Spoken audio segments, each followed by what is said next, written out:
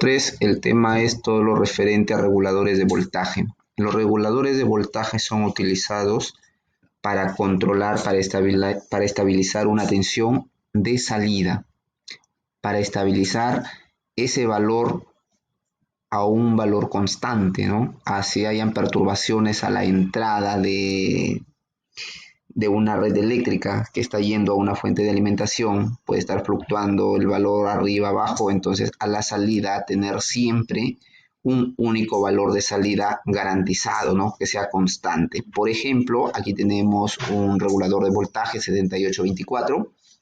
La entrada aquí puede estar fluctuando entre 30, 40, 45 voltios, ¿no? 30, 45 voltios. Yo a la salida siempre voy a garantizar 24 voltios aquí, ¿no? Entonces, vamos a utilizar aquel puntero láser para que esto sea más notable. Un regulador de voltaje puede ser para tensiones positivas o para tensiones negativas, que ya las vamos a ir mencionando más adelante. Vamos a ver la estructura de una fuente de alimentación no regulada. Aquellas fuentes de alimentación que no tienen este elemento utilizan los filtros para eliminar el rizo. Es una de las características de una fuente de alimentación. Bueno, en este momento estoy haciendo mi trabajo. Los avances hasta el momento. Bien. Como seguimos diciendo, esto que nosotros vemos aquí es una entrada alterna de 220 voltios. Aquí tenemos una transformación. Esto lo realizamos por medio de un transformador. Recordar que estos son los voltajes RMS. Y aquí vamos a tener también una salida RMS. Hay que tener en cuenta el valor pico con el valor de RMS.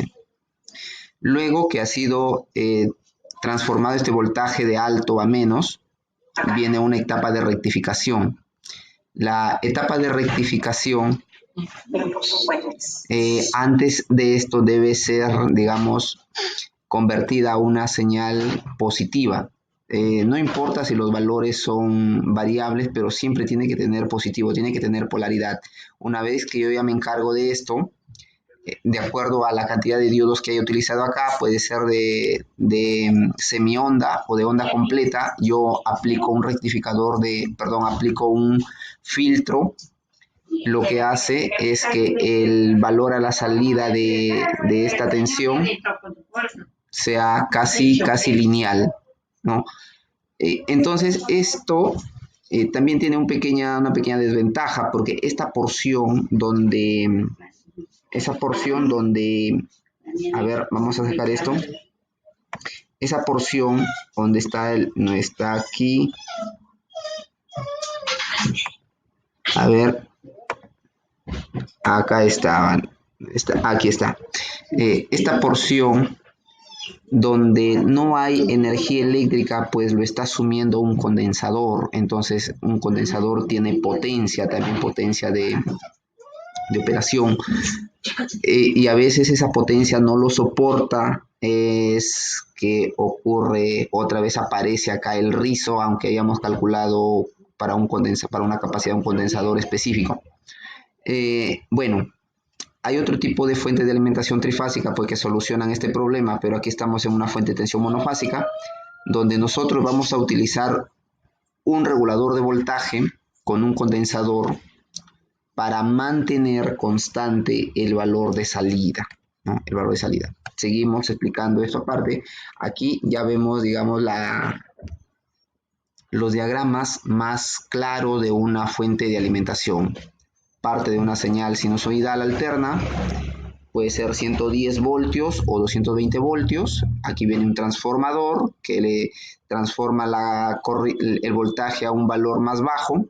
La etapa de rectificación, donde la tenemos a la señal de esta forma, una señal con polaridad positiva, la podemos identificar claramente el positivo del negativo.